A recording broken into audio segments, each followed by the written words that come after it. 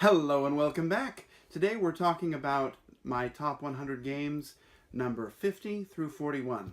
I'm wearing my President 45 hat because that's the number that's in here today. And we're going to talk about, first of all, my number 50, which is Magic Maze. Magic Maze is a new game in general. It's a light little game where you're working together with a couple other people and you represent some explorers who, after going on a dungeon adventure, lost all their money in the tavern and have gone to go and do some shoplifting at the Magic Mall to try and get some equipment back. And it's an interesting game of sort of nonverbal communication because each person can do different actions. For example, one person can move people forward, one people can move people up escalators, and you're trying to communicate with what people should be doing without ever saying anything. There are moments when you can talk, but there's also this annoying red pawn that you can kind of put in front of somebody and go pound, pound, pound, pound, please do your thing. And it's just this light game. It takes just a few minutes to play, and I've won it a few times, but there are also other ways to make it more difficult in case it's too easy. But it's a fun game. It's a little bit frantic, a little bit chaotic, and definitely not for everyone, but certainly for me. That is my number 50, Magic Maze.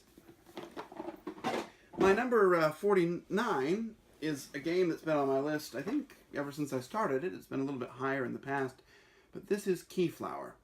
Now, Keyflower is probably the world's best auction game. I don't know why. I just love how the auctioning works in here, because you've got three different colors of meeples, and you need them to do different things, and you're sort of bidding on these tiles, and once you bid a meeple, somebody else can outbid with two, and you can also activate these tiles, and whoever gets it gets all those meeples back to their city. And you're building this little city in front of you, this village, I guess, and other people can activate it too, and it's, you know, the points are maybe secondary. You're trying to upgrade all these buildings to make something better, but it's just a really interesting set of mechanisms. It has a bunch of expansions, and I've not played with most of them, even though I bought them all, because I have a problem. But Keyflower is a great game. It's a lot of fun, and it works with just about any number of players, and it's one that I would gladly play again anytime. Number 49, Keyflower. My number 48 is a game that I just adore. I just gave away my second copy of this because I had the second edition and I got the third edition, and I was keeping both for no obvious reason, but this is, Fury of Dracula. In Fury of Dracula, one player plays the role of Dracula, and the other player plays the role of several Bram Stoker characters who are chasing Dracula all across Europe. And Dracula moves in secret, and they're trying to find him. But unlike some games, when you find Dracula, you don't just catch him and the game's up. No, he turns around and attacks you. And he's a vicious beast, and he can try and bite you, and it's sometimes kind of hard to kill Dracula. It's the combat system in this game is a little bit complicated. That's probably the only part of the game that's a little bit hard to get your head around the first time, is just how the combat works.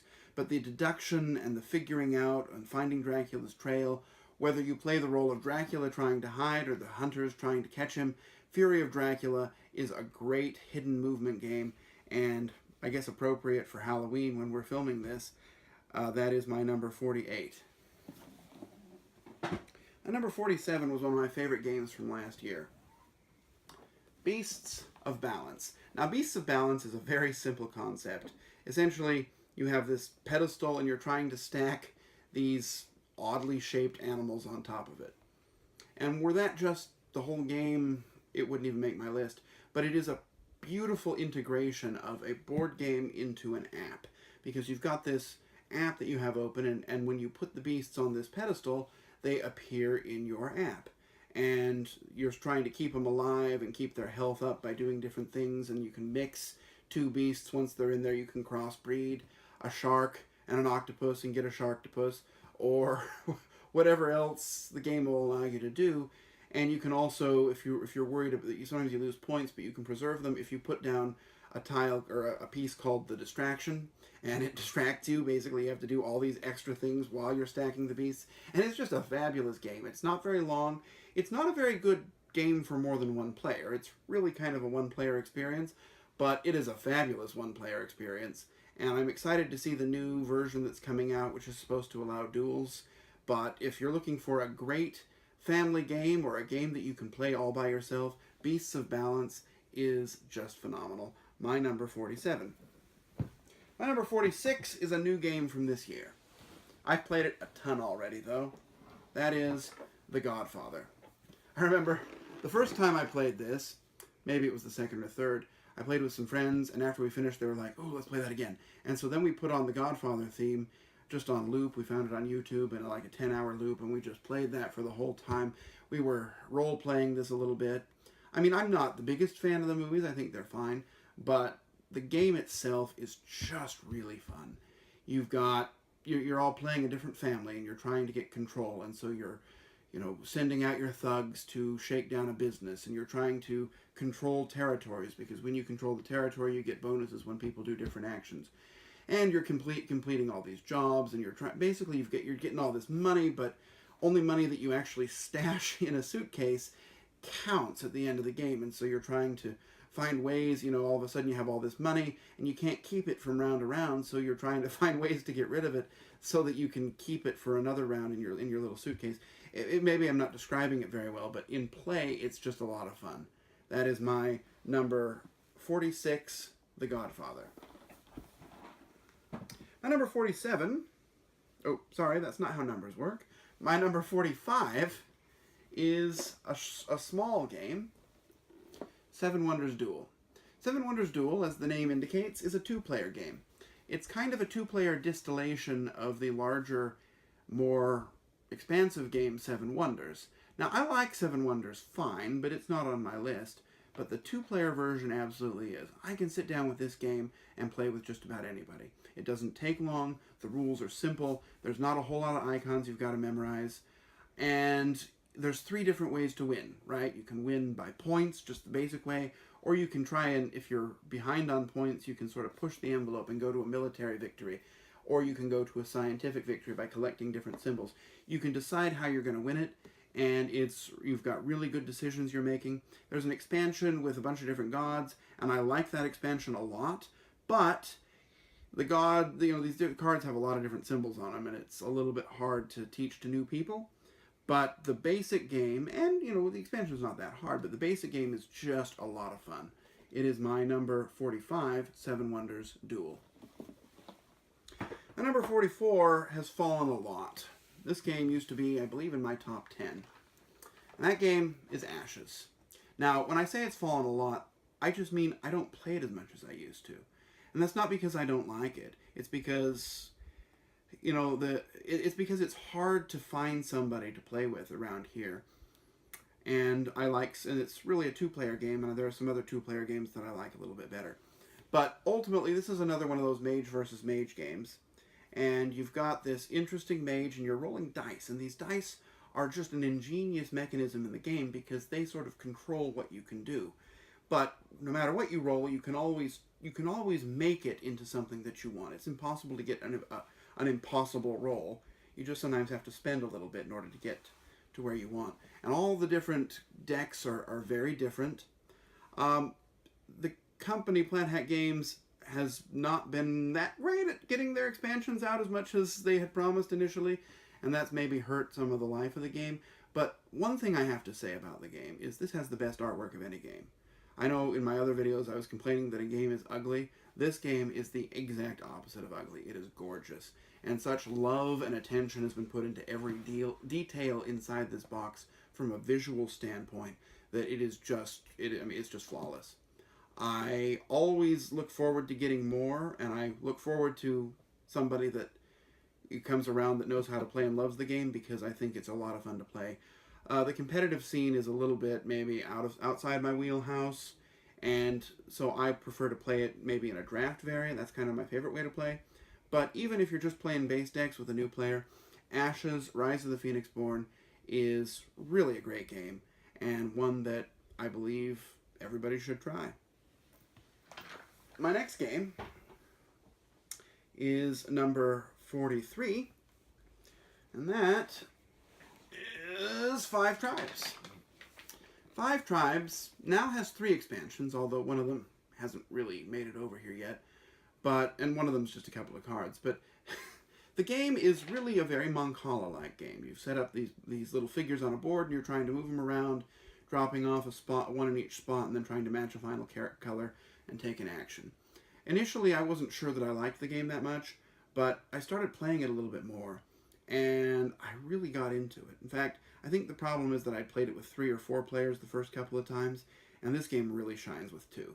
With 2 people, you're not waiting for anything. You've got more control, and you're just doing things, and you're getting points, and there's a bunch of different ways you can go about winning in this game, and I really like that. The pieces are great. The component quality is high because Days of Wonder always does a good job on that.